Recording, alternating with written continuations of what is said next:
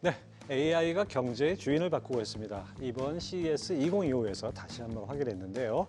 AI 기술이 어디까지 왔는지, 앞으로 어디까지 갈지 이번 CES에 직접 다녀오신 세 분과 이야기 나눠보겠습니다. 전진수 전 SK텔레콤 부사장님, 최형욱 퓨처 디자이너스 대표님, 그리고 노근창 현대차증권 리서치 센터장님, 이 세 분과 함께 경제논쟁꾼 지금 시작하겠습니다.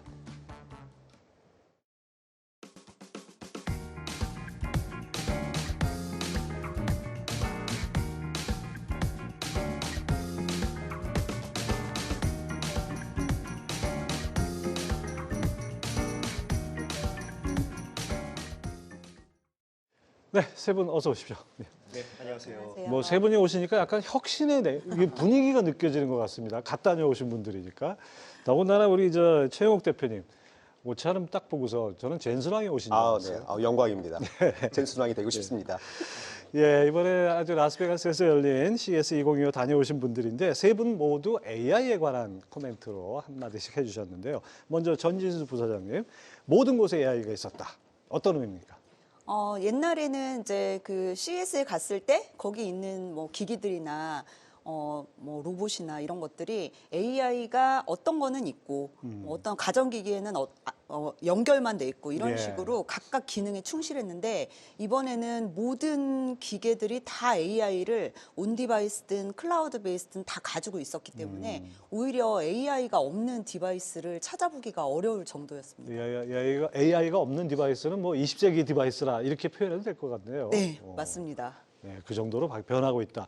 노근창 센터장님은 피지컬 AI 시대가 열리고 있다 이렇게 표현하셨는데요. 네, 젠스랑이 이제 키노트에서 뭐 상당히 자세히 설명했고 저희가 로보틱스랑 자율주행이랑 이런 쪽에 대해서는 뭐 CES에서도 계속해서 유사한 그런 기업들 그리고 그런 제품들을 많이 공개했지만 이번에 젠스랑이 데피니션을 그렇게 피지컬 AI라고 얘기하면서 또 코스모스라는 로봇 파운데이션 모델을 통해서 기존의 옴니버스랑 이제 어떻게 보면 다양한 합성 데이터를 만들고 리얼월드 데이터랑 해서 어떻게 보면 우리가 알고 있었던 AI가 정말 실물로 들어가서 움직이는 이동체에 전복되는 시대가 좀 가까운 시대에 오지 않을까 하는 그런 이제 손에 잡히고 눈에 보이는 그 시대가 왔다. 지금까지 주로 이제 LLM을 중심으로 한 예. 눈에 안 보이는 것다면 이제 실물이 좀 보이는 시대가 되면 정말 AI 혁신은 거기가 의미 있는 또 변화가 되지 않을까 그래 보고 있습니다. 그렇죠. 손에 잡히고 눈에 보인다는 거는 더 가까이 다가온다는 그런 느낌을 줄 것 같습니다. 우리 한국의 젠순왕이라고 표현하면 좀 어폐가 있나요? 아무튼 최영욱 대표. 저는 괜찮은데 다른 사람들이 네. 최 대표님, 모든 혁신에는 이유가 있다. 이 말이 좀 약간 의미심장한 것 같습니다. 저는 사실 혁신을 굉장히 중요한 키워드로 보고 있는데요. 혁신이라고 하는 것은 더 무엇인가를 낫게 만드는 것. 그러니까 AI가 주류했다는 이유는 사실은 AI를 통해서 뭔가를 더 낫게 만들려고 하는 목적이 있었다는 거고 그 목적을 실현하기 위해서 굉장히 다양한 형태의 뭐 솔루션들, 예. 제품들이 등장을 했었는데요. 정말 중요한 건 결론적으로 AI 자체라기보다는 AI를 통해서 이루고자 하는 목적과 이유가 무엇인가.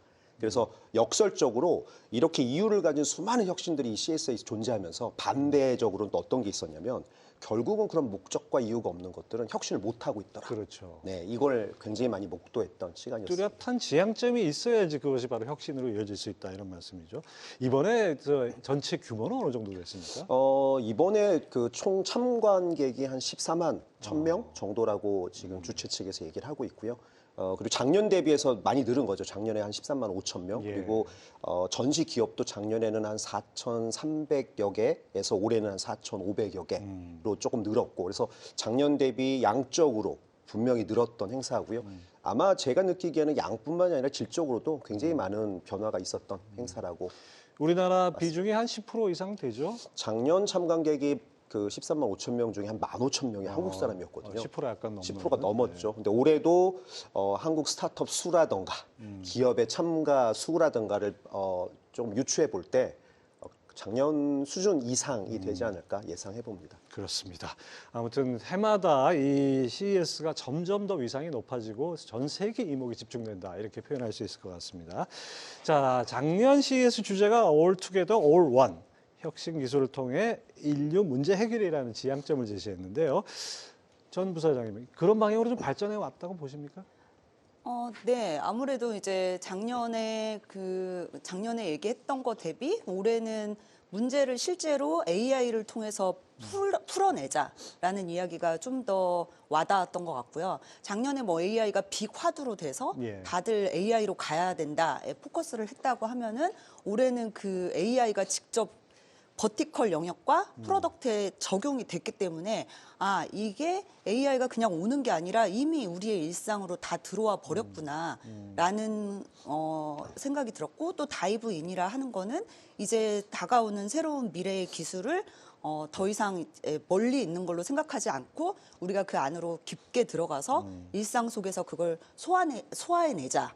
뭐 일상뿐만 아니라 산업에서도 마찬가지로 비즈니스로도 그런 의미로 이해됐고 그걸 현장에서 직접 느낄 수 있었습니다. 구체적으로 좀 사례를 어떤 변화 사례 같은 것들 들 수 있을까요? 예를 들어서 이제 그 AI 같은 경우가 뭐 그 중국에 이제 로보락이라는 예. 그 로봇 청소기가 있었어요. 예. 근데 그 로봇 청소기가 정말 화두였거든요. 사람들이 거기 막 빼곡히 서가지고 그 로보락에 그 움직이는 거를 시연을 보는데 이제 보통은 청소기가 막 왔다 갔다 예. 하다가 이제 뭐 장애물이 있으면 피해가고 이러잖아요. 근데 그 로보락은 팔이 갑자기 탁 나와가지고 팔 달린 로봇 청소기. 네, 나와서 이제 거기 있는 장애물을 딱 치운 다음에 그냥 치우고 가는 게 아니고 그 장애물이 신발이면은 신발장에 갖다 놓고 오. 빨래면은 빨래통에 갖다 놓고 이렇게 하고 나서 치우더라고요. 그래서 이게 어떻게 보면은 자율주행 로봇뿐만 아니라 거기에 컴퓨터 비전 기반의 그 스스로 클래시피케이션 분류를 해가지고 가져다 놓는 것까지 하는 뭐 단순히 보면은 로봇 청소기 하나인데 거기에 AI부터 머신러닝까지 다 총체적으로 들어간 이런 식의 기계들이 정말 많았던 것 같습니다. 예, 로봇 청소기에 팔이 달려가지고 네. 로봇과 AI가 결합한 거네요. 그야말로. 네, 맞습니다. 예. 우리 노근창 센터장님은 어떻게 좀 아주 그냥 인상적으로 보신 어떤 그런 기술 같은 게 있을까요? 저희도 계속 이제 뭐 저도 4년째 가서 뭐 어떻게 변화가 없는 기업들도 일부 있었고요. 반면에 여전히 변화를 주도하는 기업들도 많이 있었던 것 같습니다. 저는 뭐 LG전자도 좀 눈여겨봤는데 특히 키노트 할 때 또 보여줬던 스마트 카티지라고 해서 예. 사실 우리가 세컨하우스를 가전에서 만든다고 하면 잘 좀 그렇죠. 뭔가 그냥- 이상하잖아요. 예. 근데 충분히 가능한 게 그 세컨하우스의 지붕은 태양광 솔루션을 제공을 하고 그다음에 히트 펌프라고 해서 실제로 이제 냉방하고 난방을 이제 히트 펌프로 구현을 예. 하고 그 LG전자의 다양한 생활 가전 제품이 이제 우리 LG전자 띵큐로 이제 서로 연동이 되고 해서 온 디바이스 AI와 그리고 LG전자 히트 펌프 기술이 이제 냉난방을 이제 어떻게 보면 이제 제공하면서 예. 그리고 전체적으로 에너지원은 태양광으로 하니까 이런 제품들도 저는 당장 이거는 상업적으로 성공할 수도 있겠구나. 왜냐하면 제가 CS를 여러 번 가보면 정말 기술은 좋은데 이거 상용화 되려면 시간이 걸릴 것 같고 나오더라도 실제 투입 대비 나오는 결과가 실질적인 생산성은 좀 떨어지는 제품들이 많았거든요. 그렇죠. 근데 이번에 LG전자가 참 큰 기업이지만 또 참신한 또 아이디어를 봐서 주어서 저도 되게 인상적으로 보고 왔습니다. 사실 CES 열릴 때마다 보면은 보도되는 거나 영상 이렇게 보면 정말 신기한 기술들이 많은데 이게 과연 실용화 될 것인가 이 문제는 또 다른 문제인 것 같습니다. 자, 우리 최영욱 대표님. 올해 주제는 다이브인입니다. 네. 뭐 우리말로 표현하면 몰입이라고 해야 될까요? 그야말로 진짜 AI로 몰입을 하는 그런 단계에 올 것 같은데 기억나시는 이번에 관람하시면서 기억나시는 기술이나 프레젠테이션 어떤 것들이 있었어요? 저는 사실은 뭐 여러 가지들이 좀 있는데요. 그 중에 하나를 꼽으라고 하면 델타의 기조 연설. 델타. 네. 델타는 여러분 잘 아시다시피 항공사입니다. 그렇죠. 네, 뭐 대한항공과 같은 네. 항공사인데 이게 무슨 기술 기업인가? 왜 CES? 아니 델타도 CES에 나옵니까? 네, 나왔습니다. 나왔고 사실은 델타는 2020년에 CES에서 기조 연설을 한번 한 적이 있었고요. 그 당시에 여행의 미래라는 테마로 전시장을 만들기로 했었는데 올해 이제 다시 그때 이후 처음으로 다시 등장을 했는데 라스베가스에 가면 굉장히 상징적인 장소가 있어요. MSG가 만든 스피어라고 다들 CS에 가면 여기를 안 가면 안 된다고 하는 예. 우로 만들어진 예. 외곽과 내부가 전부 디스플레이로 만들어진 곳이 있는데 이 안에서 키노트 스피치를 했고요. 저는 이 델타가 사실은 가장 기억에 남는 이유 중에 하나는 사실 아까 말씀드린 것처럼 다들 기술을 얘기하고 예. 다들 제품을 얘기하고 있을 때 델타의 CEO는 100주년이긴 했지만 그 스피어 스테이지에 나와서 맨 처음으로 얘기했던 것이 자사의 고객에 대한 자사의 직원들에 대한 감사. 우리 직원들이 있었기에 100주년이 되었다. 그래서 이 직원들과 함께 어나더 100주년을 또 만들겠다. 그런데 혼자 하는 게 아니라 수많은 파트너들과 함께 우리 고객들의 여행의 편리함을 위해서 앞으로 많은 일들을 하겠다. 그래서 저는 기술이 주인공이 아니라 고객과 임직원이 주인공이면서 기술이라고 하는 도구를 앞으로 100년 동안 또 다른 방식으로 만들어내겠다라고 하는 그 선언이 너무 멋져 보였습니다. 그렇죠. 사실 기술이라는 게 인간을 위한 건데 기술이 우위에 있다면 그게 정말 본말이 전도된 거라고 할 수 있죠. 아까 저 노은창 센터장님 LG전자 이 가전회사가 뭐 이렇게 이런 변화를 가져왔듯이 세 분한테 그것 좀 여쭙고 싶어요. 이번에 사실 스타가 엔비디아 아닙니까? 맞습니다. 엔비디아 젠순환 네. 정말 그런데 엔비디아가 어떤 회사라고 규정하고 싶습니까? 저는 엔비디아가 시대의 변화를 정말 빠르게 어댑테이션 하면서 그것에 대한 리더십을 만들어내는 회사라고 생각을 합니다. 왜냐하면 저는 뭐 예전부터 기술을 했었고 1990년대는 단지 그래픽 카드를 만드는 이 회사가 2000년이 넘어오면서 사실 그래픽 카드는 주인공이 아니거든요. 주인공 옆에 붙어서 보조적인 역할을 하던 그런 것들을 만들던 회사가 2000년대 이후에 패러다임이 바뀌죠. 인공지능이라고 하는 패러다임이 바뀌고 이 GPU라고 불리는 게 원래 인공지능을 위해서 탄생한 제품이 그렇죠. 아니거든요. 그러니까 원래 게임을 위해서 그래픽카드예요. 디스플레이에서 정말 현란한 게임들을 위해서 탄생을 했는데 이 변화를 가장 빠르게 읽고 그리고 시대의 그 많은 그 고객들의 요구들이 있었어요. 그 요구를 무시하지 않고 받아들여서 쿠다라고 하는 플랫폼을 만들고 본격적으로 AI를 지원할 수 있게 정말 전폭적으로 지원을 했거든요. 그래서 지금 사실은 인공지능에 있어서는 거의 가정용도 있고 뭐 산업용도 있지만 뭐 데이터 센터용도 있지만 평균적으로 85% 이상의 그 점유율을 가지고 있어요. 엔비디아가. 그래서 이것을 바탕으로 이번 키노트에서 발표된 것은 이제 여기에서 머무르지 않고 굉장히 많은 범위에서 우리가 또 다른 리더십을 발휘하겠다.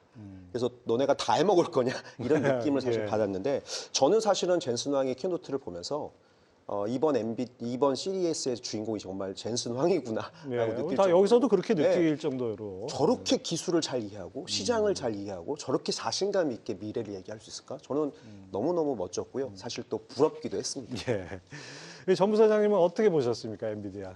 네, 그 엔비디아가 원래 그 그래픽 카드로 시작을 했잖아요. 그래서 사실 3D나 뭐 AR, VR, 메타버스에 사용하는 그런 3D 관련한 기술들을 가장 많이 내부적으로 가지고 있고 그걸 가지고 전 세계를 뭐 이제 시뮬레이션을 해서 그 실제로 뭐 자율주행을 하거나 뭐 로봇을 훈련시키거나 할 때 주변에 이제 환경 데이터를 많이 모아서 그 데이터 기반으로 학습을 시켜야 되고 그 학습하는 과정에서 엄청나게 많은 데이터를 사실 필요로 하는데 이 데이터를 이번에 이제 옴니버스 기반으로 또 생성형 AI로 만들어서 그 데이터로 오히려 뭐 100만 배 이상의 데이터 수집을 가져다가 해서 그 수집하는 효율을 높이고 그리고 더 빠르게 학습시켜가지고 로봇도 그 안에서 시뮬레이션을 할 수 있게 하고 이런 것들을 그냥 비전만 제시한 게 아니라 예까지 들어가면서 자기들이 실험한 예까지 들어가면서 보여줬는데요. 그리고 심지어는 이제 코스모스라는 거를 그 피지컬 AI 쪽에서 사용하는 API로 그냥 다 오픈 소스로 오픈을 해버려서 자 이제는 로봇 만드는 회사들 다 이 라이브러리 가져다가 써. 우리가 다 오픈해 줄게. 그 대신 이제 엔비디아 칩을 사용해. 라는 식으로 오픈 이노베이션을 얘기를 하지만 어떻게 보면 또 그게 잘 이루어졌을 때 엔비디아가 다 이득을 취하게 되는 이런 이제 두 가지 면을 보면서 아, 정말 엔비디아가 똑똑하다. 그리고 욕심이 진짜 많구나. 이런 생각을 했습니다. 예, 그렇습니다. 부럽기도 하고요. 정말 저 CEO가 얼마나 기술을 이해하고 있는가, 기술의 궁극적인 목적이 무엇인가를 확실하게 정한 회사 아닌가 싶은데요. 이래서 애널리스트 입장에서 엔비디아는 어떻게 접근을 합니까? 저희는 사실 뭐 어느 시점부터는 이제 예상형 GPU 별로 안 중요하고요. 이번에 RTX 공개도 했지만, RTX 블랙엘을 공개했지만 이제 블랙엘 실질적인 GB200 같은 DGX 쪽을 저희는 관심이 있는데, 근데 다만 이제 엔비디아의 이제 CEO를 보면서 야, 이게 어디까지 확장이 될지에 대한 궁금증, 그리고 지금은 당연히 HPC AI 사이클이긴 하지만 넥스트는 뭘까? AI 넥스트는 뭘까를 했는데 이번에 엔비디아 젠슨항 CEO가 4개의 블랙엘 제품을 공개를 했습니다. 하나가 이제 RTX 블랙엘 제품을 공개했고 그 다음에 DGC라고 해서 개발자용 네. 3,000불짜리 블랙엘 제품을 공개했고 그리고 2022년에 이제 CES에서 저도 엔비디아가 뭐 키노트 할 때 저희가 본 내용이지만 아틀란이라고 해서 하이페리온 9이라는 그 제품을 이번에 블랙엘 기반으로 기존에 이제 엔비디아 드라이브 오링 같은 경우는 암피 아키텍처인데 2단계 뛰어넘어가지고 블랙엘 기반으로 하퍼를 안 거치고 바로 블랙엘의 토르라는 또 제품을 공개했는데 그 제품은 사실은 이제 AGX라고 해서 엔비디아의 자율주행이랑 이동하는 로보틱스에 들어가는 제품들이거든요. 그래서 저희가 어차피 수치 위주로 접근해야 되니까 엔비디아의 뭐 이번에 뭐 좀 별개의 얘기지만 TSMC의 어제 매출을 보면 HPC 매출액이 지난 3분기 대비 19% 늘었거든요. 예. 엔비디아가 이번 분기 매출액 가이던스를 7% 증가로 줬는데 또 보수적으로 준 것 같아요. 그래서 전반적으로 엔비디아가 지금까지는 고속 성장은 하지만 이제 넥스트에 대한 궁금증을 최소한 젠슨왕은 이번에 답한 것 같고 그래서 저는 엔비디아 이제 우리 젠슨왕이 이렇게 NBA 72 방패를 들고 있는 거 보고 대부분 이제 캡틴 아메리카를 얘기하는데 저는 캡틴 AI다 이렇게 말씀드리고 싶습니다. 그리고 지금까지 제가 CS를 가면 엔비디아는 주로 이제 RTX를 한 그다음에 오토모티브 쪽을 공개를 많이 했는데요. 이번에 뭐 다양하게 다 공개한 이유는 이제 AI가 다 스며들고 삼라만상에 AI가 퍼뜨려지기 때문에 CES의 주인공은 이제 나다. 네. 이렇게 아마 천명한 거 아닌가 조심스럽게. 예전에 뭐 저 마이크로소프트의 빌 게이츠가 그런 역할을 했었고 또 한동안은 또 애플의 스티브 잡스가 또 그런 역할을 했는데 이제는 진짜 이 화제의 주인공이 바로 젠슨왕이 되지 않았나 싶습니다. 자, 이제 다이브인, 바로 몰입하라라는 그런 슬로건으로 이번 CES가 열렸는데 기술 혁신을 어떻게 활용할 것인가 중요할 것 같아요. 최 대표님, 당장 보시기에 활용 가능한 상용화 가능한 이런 기술들이 있을까요? 사실 너무 많았습니다. 네, 사실 그 아까 센터장님도 말씀하셨지만 과거 CS를 보면 아 저거 정말 실현 가능할까 싶은 것들도 굉장히 많았거든요. 근데 올해 점점 시간이 지나면서 약간 그 뭔가 보여주기식보다는 당장 쓸 수 있는 것, 당장 돈을 벌 수 있는 것 쪽으로 많이 무게 중심이 지금 이동하고 있고요. 그러다 보니 제 눈에 들어온 가장 좀 눈여겨볼 만한 제품들, 기술들은 헬스케어 관련된 제품들이 굉장히 많았고요. 지금 사실 우리가 고령화 사회를 굉장히 급속도로 맞이하고 있고 많은 사람들이 이제 오랫동안 살아야 되는 그런 시대를 맞이하고 있죠. 그런데 중요한 건 그냥 오래 살면 안 되고 건강하고 그렇죠. 행복하고 즐겁게 오래 살아야 되는데 CS에서 이제 여기에 집중하고 있습니다. 그래서 어떻게 하면 그냥 오래 사는 것이 아니라 건강하게 오래 살게 할까? 어떻게 건강하면서 동시에 행복하고 즐겁게 오래 살까? 그리고 어떻게 더 액티브하고 활동하면서 오래 살까? 이거에 관심을 가지고 뭐 에이지텍이라든가 다양한 헬스케어 기술들이 등장을 했고 이것들을 통해서 시니어들도 활동적으로 무엇인가 할 수 있고 계속 경제 생활에 참여하고 또 그 뭐 관절이 좋지 않아도 등산 좋아하는 사람이 등산 다니고 싶잖아요.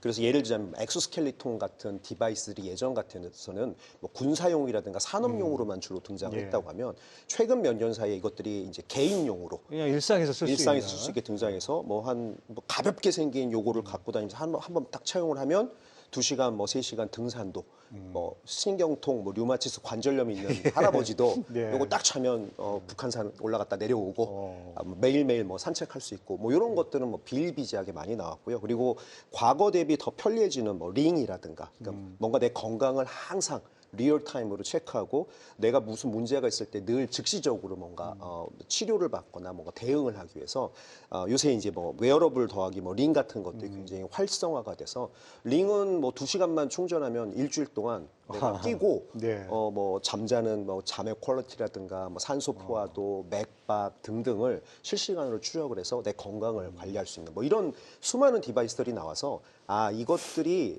이제는 당장 쓰여도 되겠구나라는 생각이 굉장히 많이 들었어요. 진짜 눈이 핑핑 돌아갑니다. 자, 전 부사장님, 당장은 아니지만 장기적으로 어떤 성장성에 좀 배팅할 만한 기술은 어떤 게 있을까요? 제가 이제 중점적으로 본 분야는 그 AR, VR 분야인데요. 그 이전에는 이제 CS에 가면 AR이나 VR을 사람들한테 미래를 막 보여주기 위해서 어트랙션 같은 거 VR 끼고 막 그 놀이기구 같은 거 타고 이렇게 막 화려하게 보여주고 이런 걸 했는데 이제 일단은 뭐 줄도 많이 서야 되고 그걸 보고 이제 나온 사람도 아 좋긴 좋은데 어지럽다. 그렇죠. 이런 반응도 보이고 그랬었는데 이번에는 글래스들이 정말 상당히 많이 나왔습니다. 근데 그 글래스들이 이전과는 달리 거의 40g 미만. 40g 미만이면은 지금 쓰고 계신 안경하고 거의 비슷한 수준인데요. 그렇게 가볍게 만든 다음에 거기에다가 광학계를 옛날에는 엄청 복잡한 광학계를 넣었는데 지금은 아주 라이트하게 넣어가지고 그 제가 이제 외국 사람들하고 이렇게 대화를 할 때 실시간으로 이렇게 트랜슬레이션을 해서 이렇게 보여주는 거예요.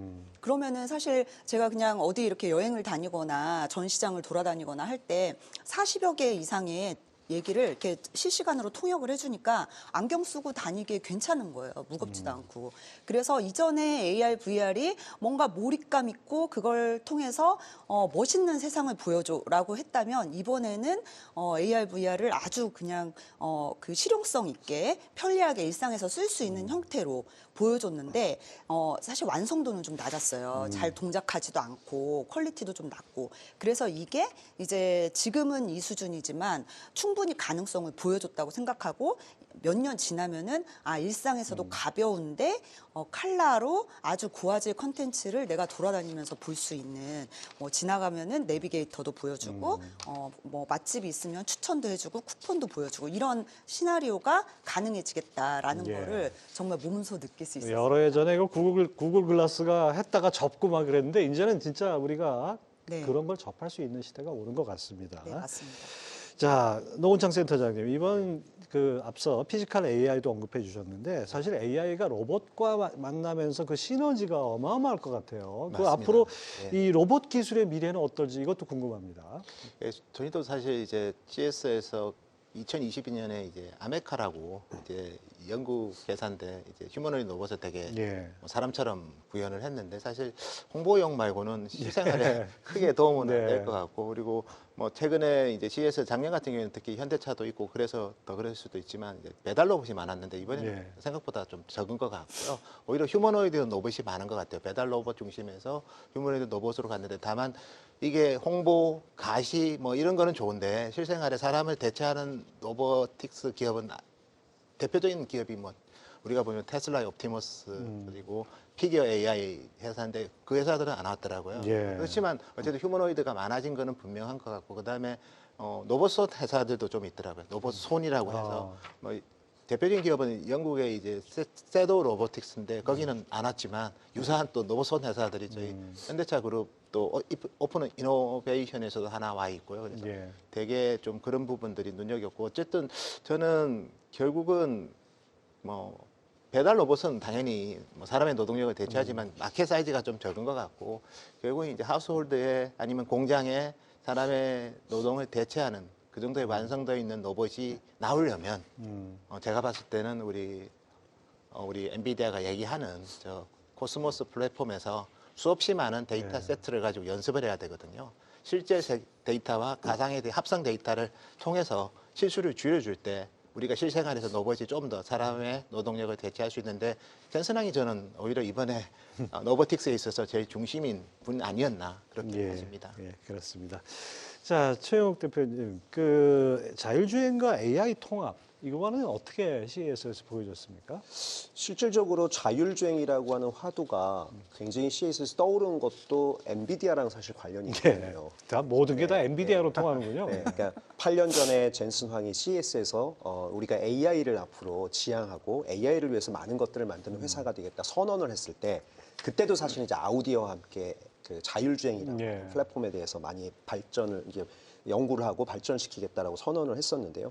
사실 자율주행이라고 하는 관점 자체가 인공지능 없이는 동작하지 않습니다. 왜냐하면 그 자동차가 달리는 모든 컨텍스트를 아주 빠르게 왜냐하면 안전과 관련이 있기 때문에 인식을 하고 판단을 해야 되고 안전하게 내가 가고자 하는 그 라우트에 따라서 길을 가야 되고 돌발 상황이 생겼을 때 그것들을 회피해야 되고 그래서 굉장히 많은 것들이 카메라 비전 또는 라이다나 레이더 같은 다양한 센서들의 도움을 받아서 순식간에 이것들을 처리하고 반응해야 되는 그런 영역이다 보니까 자율주행이야말로 사실 인공지능의 집약체다라고 볼 수 예. 있는데요.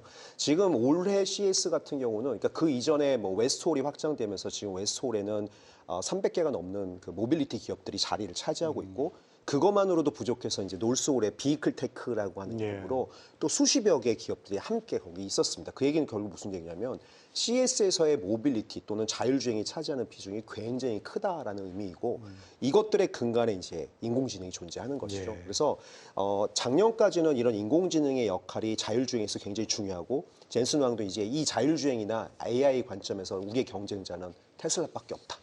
테슬라와 우리의 경쟁이다 이렇게 얘기를 할 정도였는데 올해는 이것이 이제 한층 더 확장이 돼서 그 로보틱스 말씀하셨으니까 로봇들이 이동하는 궤적이나 그런 그 알고리즘에도 사실은 인공지능이 자동차만큼 똑같이 반영이 돼야 되고 적용이 돼야 되고요. 그래서 우리가 존재하는 실생활 안에서 로봇이 이제 공존하면서 막 이 내가 있는 공간에 막 같이 다닌다고 했을 때 예. 인공지능이 또 차지하는 비중이 굉장히 커질 거라서 어쩌면 올해 CES는 단순히 자율주행을 넘어서 자율로 보행하는 로봇, 자율로 이동하는 수많은 어떤 이동하는 객체들 이런 것들마저도 전부 이 자율주행이라고 하는 카테고리 전부 포함되는 그런 약간 폭넓은 확장이 일어나는 해가 아니었나라고 보여집니다. 어떻게 보면 CES에서 보여주는 모습이 앞으로 한 3, 4년 뒤에 현실이 될 수도 있는 거기 때문에 우리가 주목하지 않을 수 없는데 자, 이와 관련해서 우리 대표 산업이죠. 우리 반도체 산업. 뭐 반도체 애널리스트, 간판 애널리스트인 우리 노은창 센터장님은 더더욱 느끼신 게 많을 것 같습니다. 우리 반도체 산업의 미래는 어떻게 봐야 됩니까?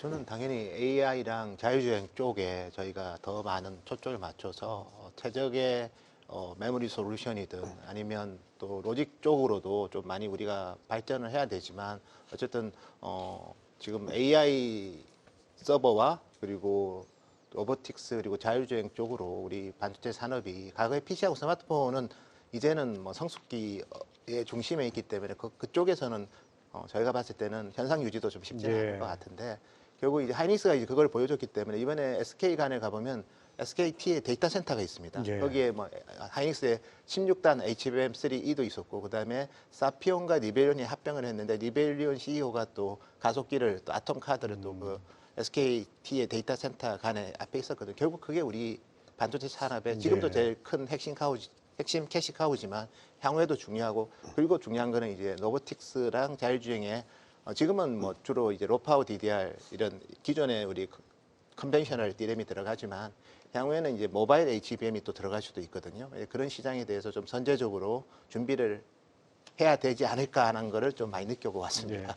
SK 최태원 회장이 뭐 유리기판을 완판했다 뭐 이래가지고 그것도 화제가 됐었는데요. 이 꿈의 기판이라고 불리는 유리기판 이게 어떤 겁니까? 일단 기존의 플라스틱 기판이 이제 보통 우리가 플리치 BJ를 보면 다 플라스틱 기반의 기판이죠. 그래서 내구성은 좋은데 이제 전력 소모가 좀 많거든요. 근데 지금은 이제 AI 데이터 센터도 그렇고 자율주행, 로보틱스도 그렇고 다 이제 전력 소모의 효율성이 되게 예. 중요합니다. 이동기기는 특히 배터리 라이프랑도 연동이 되고 그다음에 AI 데이터 센터는 전력이 없어서 지금 데이터 센터를 충분히 AI 데이터 센터를 못 짓고 있기 때문에 전력 사용의 효율성 제고는 상당히 중요합니다. 글래스 기판은 당연히 기존 플라스틱 기판보다는 훨씬 더 효율적이기는 하기 때문에 뭐 제가 봤을 때는 향후 뭐 한 4, 5년 내에는 상업적으로 좀 개화되지 않을까 그렇게 예상하고 있습니다. 예, 그렇습니다. 자, 우리나라 반도체 산업도 이 AI 확장 국면에서 얼마나 역할을 할 수 있을지 그것이 또 관건인 것 같습니다. 자, 전진수 부사장님, AI 기술이 가장 성공적으로 앞으로 이루어질 산업이 있다 하면 뭐가 있을까요? 사실 앞에서도 지금 계속 얘기를 했고 여러 분야에 다 AI가 들어가면은 너무 그 효율성이라든지 생산성이라든지 이런 게 다 좋아지는데 제가 이번에 또 인상적으로 봤던 것 중에 하나는 아무래도 기존에 그 AI가 적용이 되지 않았던 분야의 AI가 들어갔을 때 얼마나 이제 임팩트가 이런 부분을 봤고요. 미국의 존 디어라는 예, 회사가 농기계 이제 회사. 농기계 예. 회사잖아요. 근데 농기계 회사인데 그 회사에서 그 트랙터 같은 데다가 이제 AI를 넣어서 사실 이렇게 잡초 같은 것도 직접 그 알아가지고 이렇게 골라가지고 잡초만 제거한다는 제거할 거. 수 있게 한다든지 이렇게 AI 기반으로 다 동작하게 하고 그리고 또 자율주행으로 트럭이 이렇게 트랙터가 돌아다니면서 하기 때문에 이제 사람은 뭐 한국이나 미국이나 농업 인구가 좀 여전히 부족한 부분이 있는데 잠자고 있는 사이에 이제 트랙터가 계속 혼자서 일을 해주고 이런 식으로 해서 어떻게 보면은 그 기존 산업 어떻게 전통적인 산업이라고 할 수 있고 기술하고 좀 멀리 있다고 하는 분야가 AI가 들어감으로 인해서 효율도 높아지고 오히려 사람의 삶을 더 편안하고 안정적으로 만들 수 있다라는 관점에서 전통 산업 쪽을 좀 중점적으로 봤습니다. 예. 센터장님, 그 산업별로 의미 있는 변화 기대되는 분야가 여러 가지인데 앞서도 뭐 바이오도 언급하셨고 그랬는데 그 외에도 많죠. 뭐 방산이라든지 뭐 예. AI가 적용이 되면서 저는 재미있게 본 또 부스 중에서 사실 삼성 부스가 뭐 과거보다 신제품은 없었지만 예. 그래도 이제 스마트띵스로 연결된 부분 중에 또 눈여겨봤던 게 이제 삼성중공에서 만든 요트를 스마트띵스로 또 연결한 것도 있고 해서 뭐 그런 부분도 그러니까 모든 부분에 다 연결이 돼서 어쨌든 간에 우리가 느끼는 사용자 경험을 뭐 다양한 분야에서 제고시키는 그런 솔루션들은 참 많이 있는 것 같고요. 그리고 뭐 삼성부스 가면 또 애완펫 관련해서 케어 네. 관련해서 요즘 워낙 반려동물도 다 중요하게 생각하니까 그래서 실제로 제가 아는 기업 중에 펄송이라고 있습니다. 이번에도 CS에 참석을 했는데 거기가 보면 목걸이로 이제 우리 개하고 고양이 목에 걸면 신체 변화를 실질적으로 이제 삼성이랑 그쪽에서 이제 통합 이제 어떻게 펫 케어라고 하죠. 그렇게 해줄 수 있는 그런 부분도 있어서 사실은 뭐 되게 당장 이제 AI가 우리 실제 반려동물의 현재 상태와 그리고 문제점들을 실시간으로 바이탈 사인을 가지고 체크해 주는 거니까 그런 부분도 저는 상업적으로 좀 빨리 개화될 수 있을 것 같고요. 그리고 반면에 이제 다른 기업들은 아예 로봇펫을 하는 기업들도 좀 있습니다. 그래서 괜히 또 언젠가는 유한한 게 또 반려동물이기 때문에 예. 로봇펫 같은 경우는 유한하지 않지 않습니까? 영구적으로 갈 수도 있고 그래서 뭐 다양한 반려동물 관련된 AI 기술 접목도 저는 좀 되게 재밌게 봤습니다. 예. 제가 어제 들은 얘기 중에 요즘 그 반려동물 이제 인간만큼 오래 살지 못하니까 한 10년 정도 되면 애완견들이 이제 무지개 다리 건넌다 그러죠. 근데 애완견 화장장, 그다음에 또 그 여러 가지 또 뭐 납골당 비슷하게 이것도 있고 여러 가지 산업들이 있는데 이런 모든 분야에 AI가 이제 가세를 하면서 우리가 알던 농업이라든지 뭐 의료라든지 이런 펫 산업이라든지 모든 것들이 변하고 있다. 이렇게 보시면 정리가 될 것 같습니다. 자, AI 에이전트 시대가 온다 하는데 이건 어떤 변화가 있는 겁니까? AI가 지금 사실은 굉장히 똑똑해졌지 않습니까? 글도 쓰고 그림도 그리고 영상도 만들고. 기자도 별로 할 일이 없어요, 이제. 뭐 앵커도 AI 앵커들도 있고. 글쎄 말입니다. 저도 이제 이게 자리가 밑에롭습니다. 네네. 그래서 굉장히 많은 일들을 하는 AI의 등장 네. 그리고 그로 인해서 인간이 두 가지를 동시에 느끼는 것 같아요. 하나는 내 일자리에 대한 어떤 나는 괜찮을까라고 하는 두려움. 또 한쪽에서는 이것들이 나에게 얼마나 많은 편리함을 줄까? 그래서 단순히 AI라고 하는 기술이 많은 일들을 지금 해내기 시작했는데 에이전트는 여기서 이제 한 단계를 더 나갑니다. 알아서 모든 걸 함께 해주는 네. 뭔가 조금 더 통솔하면서 뭔가 조율할 수 있는 그런 AI 기능이 탄생한다는 것이죠. 그래서 결론적으로 무슨 얘기냐? 예전에는 내가 하나하나를 AI한테 시켜야지 그 일이 진행이 됐다면 이제는 AI한테 내가 어떤 큰 일을 시키면 이 AI가 자기 밑에 AI들과 쫙 일을 나눠서 수많은 일들을 되게 체계적으로 AI 팀장입니다. 네, AI 팀장이 등장했다라는 의미이기도 하고요. 결국 AI 에이전트가 뭐 MS라든가 구글이라든가 많은 기업들이 지금 MS가 가지고 있는 솔루션에 지금 통합을 한다거나 발표를 지금 하고 있어서 지금 조만간 아마 여러분들 많은 사람들이 실제로 사용을 할 수 있게 될 텐데요. 이번 CES에서도 제가 발견한 한 회사는 코딩을 해주는 에이전트예요. 그래서 코딩 팀장한테 야 이거 이런 소프트웨어 짜고 싶어. 그러면 그 코딩 팀장이 야 그래픽 넌 이거 그려, 앱 프론트엔드 넌 이거 해, 백엔드 넌 이거 해, 이걸 나눠가지고 자기들이 알아서 쫙 코딩을 짜주고 그럼 그걸 통합해서 이제 인간에게 이제 리포팅을 해주는 거죠. 그럼 야 이거 다시 수정. 그러면 이제 알아서 착착착 일하고. 그래서 결론적으로 이것이 코딩뿐만이 아니라 뭐 디자인이라든가 여러 산업 영역에 확산이 될 텐데요. 우리가 얻을 수 있는 가장 큰 혜택은 생산성에 극대화하지 않을까 싶습니다. 예전에 한 사람이 할 수 있었던 일이 이제는 뭐 예를 들어서 10여 명이 할 수 있었던 일을 한 사람이 한다거나 10명의 디자이너가 했던 일을 한 명의 디자이너가 한다거나 정말 똑똑한 엔지니어 하나가 이제는 과거 30명이 했던 일을 한다거나 그래서 마크 저커버그가 얼마 전에 이런 발표를 했죠. 중급 엔지니어들을 다 자르겠다. 굉장히 무섭지만 또 놀라운 일들이 일어날 것 아니 같습니다. 그러니까 뭐 편리해지고 혁신적인 변화가 일어나는 건 반갑지만은 또 지금 말씀하신 일자리 문제 이것도 또 한번 우리가 고민을 해봐야 될 것 같아요. 자 이제 뭐 세 번째 주제로 이런 급변하는 시대에 과연 우리나라가 미래를 가질 수 있는가, 미래 경쟁력을 가질 역량이 있는가 이게 참 관건인 것 같습니다. 노은창 센터장님. 예. 엔비디아 아까 한참 얘기했었는데 예, 엔비디아는 거의 이제 AI 산업의 영향력이 점점 더 커진다 이렇게밖에 볼 수 없죠. 예, 뭐 AI 대표 기업이죠. 사실은 모든 생태계 그리고 모든 영역에 이제 나와바리라고 표현하면 그렇지만 어쨌든 자기의 영역을 확장하고 있고 실제로 또 단순하게 우리 기존의 마이크로소프트, 구글과처럼 그냥 하드웨어를 또 그쪽은 직접 안 하지만 예. 엔비디아는 직접 하드웨어를 하면서 생태계 넓힌 거라서 어떻게 보면 상업적으로 빨리 안착하는 데는 좀 더 경쟁력이 있지 더 않을까. 강력하다 이렇게 볼 보고 수 있는 거예요.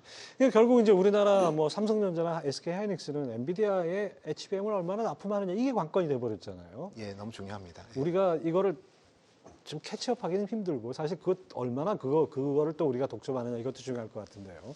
뭐 사실은 뭐 HBM이야 이제 우리 하이닉스가 제일 앞서가고 있고 삼성도 많이 노력을 하고 있고요. 그리고 마이크론도 또 지금 또 빠른 속도로 생산 예. 캐파를 늘리고 있습니다. 근데 더 여기서 더 중요한 거는 어쨌든 그 로직 칩에 대해서는 그 특히 AI와 관련해서는 대부분 TSMC가 만들고 있거든요. 그 부분을 이제 삼성 파운드리에서 좀 빨리 캐치업하는 게 저는 되게 중요할 것 같고 어쨌든 너무 메모리 위주로만 저희는 AI 예. 메모리 반도체 컨트리라고 국가라고 보는 게 좀 더 맞을 것 같아서 AI 종합 반도체로 우리나라가 좀 성장하는 게 좀 필요할 것 같고 그러기 위해서는 많은 노력이 필요할 것 같습니다. 예, 그렇습니다. 어쨌든 간에 엔비디아를 중심으로 어떤 새로운 생태계가 형성된다 이렇게 볼 수 있을 것 같은데요. 그래도 어쨌든 우리나라 현대차라든지 삼성, SK 할 거 없이 전부 다 엔비디아와 협력이 좀 기대되는 측면도 있습니다. 어떤 식으로 협력이 이루어질 것 같습니까? 사실은 뭐 엔비디아와의 협력이 엔비디아의 솔루션을 받거나 또는 엔비디아에게 뭔가 반도체라든가 HBM 같은 것들을 팔거나 이런 형태로의 협력이 지금 우리가 상상하는 협력의 대부분인데요. 사실 저는 그게 충분치 않다라고 생각을 합니다. 왜 그러냐면 그것은 굉장히 예측 가능한 범위이기도 하지만 그거 이외에도 AI가 확장될 수 있는 범위가 굉장히 넓거든요. 그래서 단순하게 엔비디아에 의존성 있는 이런 협력, 당연히 아까 말씀하신 것처럼 뭐 TSMC 같이 파운더리 관련돼서도 이 포션을 당연히 확보를 해야 되고 또 자체적으로 AI 반도체에 뭔가를 만들어내서 그 특화된 분야, 버티컬 분야에서 경쟁력을 가져가는 것도 굉장히 필요하지만 결론적으로 정말 중요한 건 이 AI를 가지고 우리가 어떤 가치 있는 무엇인가를 어떻게 만들어낼 것인가. 그래서 요번에 CS 끝나고 샌프란시스코에서 한국인들이 모여가지고 별도의 행사를 또 하나 예. 했습니다. 거기 이제 앤드룽 교수가 오셨어요. 앤드류 그 AI 또 석학이시죠. AI 4대 구루라고 그렇죠. 하는 네, 그분이 마지막에 굉장히 좀 의미 있는 메시지를 하나 말씀하셨는데 이 메시지가 뭐였냐면 사람들이 너무나 AI 반도체나 파운데이션 모델, 대용량 언어 모델 같은 곳에 매몰되어 있다. 예. 사실은 이런 것들이 굉장히 중요하긴 하지만 결국은 이것들이 다 완성이 되었을 때 그 위에 나오는 수많은 애플리케이션과 가능성들을 한번 상상해 볼 필요가 있다. 지금 사실은 인터넷이라든가 수많은 것들도 과거에는 그런 것들에 집착을 했지만 결국은 그게 완성된 이후에는 애플리케이션들이 돈을 벌고 있다. 예. 그래서 어쩌면 우리나라가 정말 잘할 수 있는 영역은 당연히 파운데이션 모델이라든가 반도체도 신경을 써야 되겠지만 이것들을 통해서 만들어낼 수 있는 수많은 가능성과 응용 그리고 이것들을 통해서 만들어낼 수 있는 수많은 문제 해결에 해당하는 뭐 가능성들 이런 것들이 어쩌면 더욱 잘할 수 있는 영역이라고 저는 생각을 하기 때문에 너무 협력을 위해서 그것만 생각하지 말고 그들과 다른 프레임에서 새로운 것들을 많이 만들어내고 그것들을 통해서 많은 가치를 만들어내는 쪽에도 좀 집중과 고민을 했으면 좋겠다는 생각을 합니다. 지금 최영욱 대표님 말씀 저도 전적으로 동감하는데 단순히 뭐 납품하고 거기 제품을 공급받아 쓰고 이 수준이 아니라 보이지 않는 뭔지는 모르지만 보이지 않는 어떤 시스템을 만들어내는 게 더 중요하지 않을까. 우리 뭐 시내버스 환승 시스템이라든지 이런 것들이 얼마나 앞서 있습니까? 다른 나라에 비해서. 마찬가지로 AI를 활용해서 우리도 충분히 그런 어떤 애플리케이션 측면에서 혁신이 일어나야 될 것 같습니다. 자, 전진수 부사장님, 국내 기업 중에 혁신상 수상한 기업들이 많은데 가장 인상 깊었던 기업 어떤 데가 있을까요? 이번에 이제 혁신상을 400 거의 500개 가까이 예. 줬고요. 그 중에 이제 한국이 거의 반 정도를 다 탔는데 특히 최고 혁신상도 33개 정도 중에 15개 정도를 이제 우리나라가 탔습니다. 근데 제가 이제 다양하게 봤지만 그 중에서 좀 인상 깊었던 사실 너무 좋은 회사들이 많아서 다 얘기하고 싶지만 이제 시간 관계상 예. 말씀드리면 한국의 그 커머스에 물건을 납품하는 소상공인들이 굉장히 많지 않습니까? 예. 근데 그 소상공인들이 갖고 있는 어려움 중에 하나가 이제 그 상품을 제대로 잘 멋지게 찍어서 그걸 샵에다가 올리고 하는 작업들을 하는데 그 작업에 돈이 좀 많이 들어요. 그렇죠. 예, 예. 카메라맨도 스튜디오에서 찍고 올리고 하는데 비용도 많이 들고 그게 이제 리테일에서 그 분들의 고충이라고 제가 알고 있었는데 이번에 그 한국 회사 중에 하나가 로봇에다가 카메라를 달아서 그 물건을 가서 찍고 자기가 알아서 상세 컷도 다 찍어가지고 예. 그걸 이제 일반 그 카메라맨이 찍는 것처럼 그 수백 장을 막 다 찍은 다음에 편집을 딱 해가지고 그 중에 좋은 걸 딱 골라주고 이런 서비스가 있었습니다. 예. 어떻게 보면은 로보틱스와 AI가 다 결합된 회사인데 굉장히 작은 한국의 스타트업 회사가 만들었다는 거. 그래서 그게 가장 놀라웠고요. 또 하나 말씀드리고 싶은 거는 이제 이번에 그 VR 중에 이명을 치료할 수 있는 그런 그 연구 결과를 이제 한양대학교에서 낸 게 있는데 이명 같은 경우는 이제 사실은 약이 없는 예. 신경적인 이제 문제예요. 근데 그 머릿속에 이렇게 계속 나오는 그 소리를 밖으로 끄집어내서 그걸 내가 스스로 사운드가 줄어들 때 이게 빛이 사라지는 이런 형태의 동작을 계속 반복을 해서 결국은 이 이명이 자동으로 치료가 되게 하는 그런 것도 또 연구 개발을 해가지고 냈는데 그것도 최고 혁신상을 받았고 굉장히 어떻게 보면은 글로벌적으로도 의미가 있는 작품들이 많아서 매우 인상적이었습니다. 그 지금 말씀하신 기업 외에도 또 우리나라 스타트업들도 상당히 괜찮은 기업들이 많죠. 네, 이번에 이제 아까도 말씀 주셨지만 스타트업 중에서 제가 괜찮다 생각했던 거는 이제 아까 그 엑소스켈레톤으로 그 다리에 보행 보조 예. 로봇을 달아서 하는 건데 실제 이게 뭐 그 국내 어디 구청의 직원들이 청소하시는 분들, 환경 미화원분들이 그걸 쓰고 있고 그다음에 이제 산악 구조대 에서 그 사람들을 구하러 가는 분들이 그거를 실제로 쓰고 있어요. 근데 작년 같은 경우는 최고 혁신상을 받았는데 그 회사가 그래도 뭐 어떻게 상용화를 하겠다라고 발표를 했었고 올해는 이미 그게 상용화돼서 쓰고 있고 이제 300만 원대에 팔리고 있으니까 그 인간의 보행 나이를 16살을 줄여준다고 합니다. 예. 그러면 사실은 그 보행 로봇만 끼는 것만으로도 무릎 수술 안 하고 할 수 있기 때문에 인간이 굉장히 또 건강하게 오래 살 수 있는데 도움이 되지 않겠습니까? 그래서 그런 회사들 보면서 한국 회사들이 작지만 강한 회사들이 정말 많구나라고 느꼈고 글로벌하게도 영향력을 많이 미칠 수 있을 것 같다 생각했습니다. 그렇습니다. 세계적으로 뭐 고령화되는 추세에 바로 그런 기술들이 엄청나게 또 세계적으로 또 각광받을 수 있는 여지가 있겠습니다. 자, 이런 내용들을 총정리해서 뭐 다녀오신 지 일주일밖에 안 됐는데 다음 주에는 그 무크 CES 2025 무크를 한국경제신문에서 매년 내는데 이거 준비 중이시라고요? 오늘 원고 넘겼습니다. 아, 그러세요? 어떤 방향입니까, 이번엔? 뭐 방향은 뭐 해마다 비슷합니다. 전체를 총망라해서 네. 이곳에서 우리가 읽을 수 있는 시그널들이 무엇이고 어떤 메시지들이 있는지를 정리하는 건데 뭐 제가 다 쓰는 건 아니고요. 이제 각자 역할을 예. 맡고 있는데 저는 이제 이번에 좀 중국에 대한 이야기를 조금 집중적으로 다뤘습니다. 과거 대비 사실은 중국 기업들이 굉장히 오래 많아졌거든요. 근데 단순히 양적으로 많아졌다라기보다는 중국의 굉장히 중요한 테크 기업들이나 테크 스타트업들이 다시 CS에 돌아왔고 그들이 가져온 제품이나 이런 것들이 과거의 중국의 뭐 액세서리라든가 아니면 소싱 기업들이 갖고 있었던 모로텍이 아니라 정말 뭐 전 세계적의 어디와도 견줘도 뭐 뒤지지 않을 만큼 굉장히 좋은 기술들, 좋은 제품들인데 사실 중국이 미중 무역 분쟁 또는 기술 분쟁 때문에 CES에서 굉장히 좀 디커플링 된 지가 오래됐죠. 예, 그리고 그렇죠. 또 코로나가 또 터지면서 한 5년간 거의 교류가 없었고 그러다 보니 제가 하고 싶었던 가장 중요한 메시지는 많은 사람들이 중국의 혁신은 끝났다. 중국은 이제 죽었다. 중국에는 더 이상 아무것도 새로운 게 없고 기술적으로 이제 낙후되고 있다.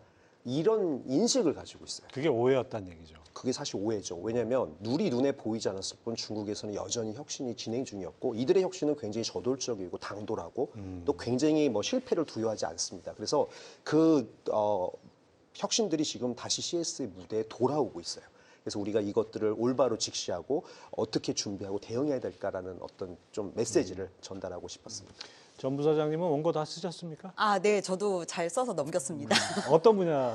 저는 이번에 이제 앞에서도 얘기가 여러 번 나오긴 했지만 제가 집중적으로 본 것 중에 하나는 에이지텍이랑 또 억세서빌러티, 그러니까 접근성이라고 해서 뭐 남녀나 노인들 장애인에 상관없이 똑같이 그 기술에 그 효능감을 느끼고 활력 있게 살 수 있도록 해야 된다라는 기술이었는데 에이지텍. 네, 에이지텍 이제 고령화 사회를 위한 그 부분에 대해서 제가 썼고요. 아무래도 이제 이전에는 사람의 그 시장의 규모나 이런 것 때문에 기술이 좋아도 상용화할 수 있는 그런 기회가 많이 적었는데 아무래도 고령화 사회가 되고 이제 미국의 정년 퇴임하신 AARP 그런 기관에서 본격적으로 좀 스타트업에 투자를 하다 보니까 고령화 기술 같은 걸 하는 회사들도 본격적으로 상용화를 많이 하게 되어서 그리고 또 그거를 그 CTA 그 CES 주관 기관에서 굉장히 스팟라이트를 해줘요. 막 부각시켜주고 그러니까 그 회사들이 더 신이 나서 하게 되고 그리고 이제 장애인들이 사실 후천적 장애인이 80%가 넘거든요. 그래서 사실 이제 고령화 사회가 되면서 어떻게 누가 어떤 상황에 어떻게 될지 모르는 일들이 많이 발생을 하는데 이런 거에 맞춰서 기술들이 먼저 어려움을 해결할 수 있다라는 관점에서 저는 그 부분이 너무 인상이 깊었어서 그 내용을 원고로 적어보았습니다. 두 분 쓰신 거 아주 기대가 됩니다. 다음 주 말쯤 나온다고 하니까 CS 2025도 한번 사차치 한번 살펴봐야겠습니다. 자, 노은창 센터장님, 우리 뭐 시장 얘기를 안 할 수가 없는데 시장이 좀 반등을 하려면 반도체가 아무래도 끌어줘야 될 것 같은데 AI 시대에 이 반도체 어떤 기대되는 부분도 있고 우려되는 부분도 있을 것 같아요. 이거 종합해서 올해 투자 전략을 세워주신다면서요? 저희는 이제 작년 연말에도 이제 연간 전망하면서 AI 반도체만 좋을 거고 범용은 좀 힘들 거라고 했는데 실제로 그런 패턴으로 주가 흐름이 좀 전개가 되고 있고 오늘 SK하이닉스 같은 경우는 이제 21만 원 안착했거든요. 그래서 뭐 시장에 우려는 많았지만 반도체 겨울이 오더라도 AI 반도체 겨울은 없다. 이게 저희 리포트 주요 내용인데 실제로 뭐 AI 반도체 서플라이 체인 중심으로는 지금부터도 뭐 조정시 매수하는 전략이 여전히 유효하고요. 대표적으로 엔비디아, TSMC, 브로드컴, SK하이닉스 이 4개 기업이 제일 오래 가시성이 보이거든요. 트럼프 이익이 사실 어떻게 보면 불확실성이 많이 있습니다. 그렇지만 AI와 관련된 실적 그리고 뭐 어제 TSMC 실적도 그렇지만 정말 구체적인 숫자들이 많이 나오고 있고 어제 TSMC가 이제 전체 컨퍼런스에서 한 얘기가 향후 5년간 AI 가속기는 TSMC 매출액에서 AI 반도체 관련된 AI 가속기 매출액은 5년간 45%씩 증가한다고 하거든요. 그러면 물론 그게 너무 공격적인 수준일 수도 있지만 그만큼 보이는 게 많다는 거죠. 가시성이 많다는 거기 때문에 불명확할 때는 가시적인 기업이 조정받을 때 사는 전략이 저는 제일 안전하다. 그렇게 말씀드릴 수 있겠습니다. 그러니까 전통적인 관점을 가진 분들은 사고 싶은데 올라도 너무 올랐다. 이런 얘기를 계속 하세요. 그리고 많이 빠진 거 살려고 그러는데 정작 빠진 거는 반등이 없어요. 범용 반도체는 좀 아직은 좀 시간이 필요할 것 같습니다. 시간이 결국 해결해 줄 문제가 아닌가 싶습니다. 자, 이제 올해 CES 2025는 끝났고 이제 벌써 또 이제 CES 2026 기대하시는 분들도 많을 것 같은데요. 두 분께 여쭤볼게요. 우리 최 대표님은 내년에는 어떨 것 같습니까? 내년에도 여전히 관심들이 크실 것 같고요. 왜냐하면 기술이 미치는 영향이 너무 크고 또 변화하는 속도가 너무 빠르다 보니까 연초에 열리는 이 CES에서 이런 기술들의 어떤 방향이라든가 예. 이 기술들이 만들어낼 영향에 대해서 고민하고 또 이 안에서 뭔가 힌트를 얻고자 하는 사람들이 많기 때문에 저는 굉장히 여전히 관심 있는 그런 행사가 될 것 같은데 저는 한 가지 좀 바라는 바가 있습니다. 어떤 것을 바라고 있냐면 올해 양적으로 한국 기업들이 굉장히 많이 참가를 했어요. 예. 저는 이 부분은 굉장히 고무적이라고 생각을 하는데 아쉽게도 그 많은 한국 기업들이 전부 다 어떤 미션과 문제의식을 다 갖고 있지는 않았어요.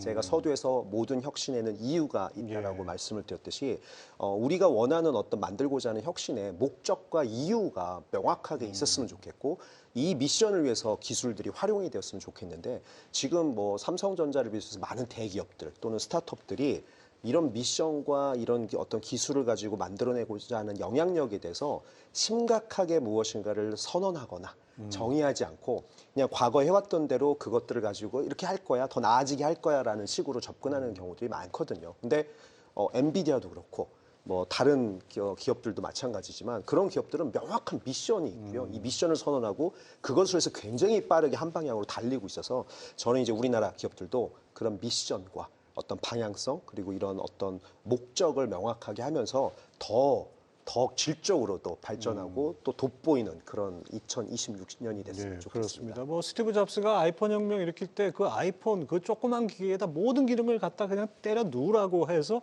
만들어낸 거 아니겠습니까? 바로 그 목적, 사용자가 어떻게 쓰느냐 이게 관건이겠죠. 자, 전진수 부사장님 어떻게 보셨습니까? 네, 저도 굉장히 뭐 이번에 이제 많이 인상적으로 봤는데요. 내년에는 더 많이 발전할 거라고 생각을 해요. 이게 지금 올해 이제 실용적인 AI 프로덕트가 많이 나왔다고 하면은 이게 더 진화된 형태에다가 다른 기기들과 융합된 형태의 디바이스들이 더 많이 나올 거라고 예상이 되고 그 디바이스들끼리 연동이 되어서 굉장히 심리스하게 예. 우리가 이제 그 AI를 일상 속에서 느낄 수 있는 시나리오가 내년에 많이 나올 거라고 예상을 하고요. 좀 전에도 말씀을 주셨지만 한국의 그 성장세가 굉장히 높고 CES에 왜 이렇게 한국 회사가 많이 가냐 말이 많긴 하지만 실제로 갔다 오면은 한국 기업들의 이제 생각이나 사고의 수준이 올라가는 건 사실이고 글로벌 무대에 어떻게 보면 한 발 내딛는 장소이기 때문에 내년에는 그 수가 더 많아질 걸로 예상을 하고 있고 그만큼 또 한국의 위상도 올라가지 않을까 기대하고 있습니다. 뭔가 혁신이 일어나는 현장을 가본다는 거 정말 의미가 있는 것 같고 그 분위기를 느낀다는 것이 우리나라에서 변화를 일으키는 데도 도움이 될 것 같습니다. 오늘 세 분 고생 많으셨습니다. 말씀 잘 감사합니다. 들었습니다. 감사합니다. 네. 얼마 전 챗GPT가 수능 언어 영역에서 고득점을 받아서 화제였습니다. 언젠가 AI가 수능 문제를 출제하는 시대도 오지 않을까 싶은데요. AI가 많은 영역을 대신하게 되더라도 우리가 끝까지 경제의 주인으로 남으려면 무엇을 고민해야 될지 과제가 있는 것 같습니다. 경제연쟁꾼 마무리하겠습니다. 다음 주에도 금요일 오후 6시에 찾아뵙겠습니다. 시청해주신 여러분 감사합니다.